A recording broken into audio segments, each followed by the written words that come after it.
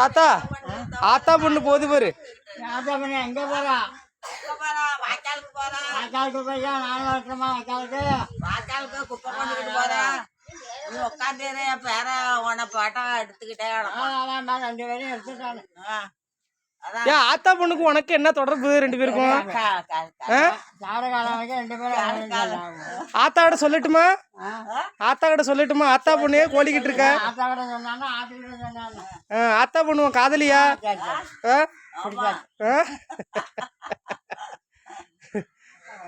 வயசுல வாழ்வதுல காதலிக்கல, காதலிக்க போறேன். எப்ப பார்த்தாலும் பாட்டு பாடினாலும் ஆத்தா பொண்ணுங்கிறாரு. அதான் என்ன கொண்டுகிட்டு போயிடுவாரா முன்னாடி.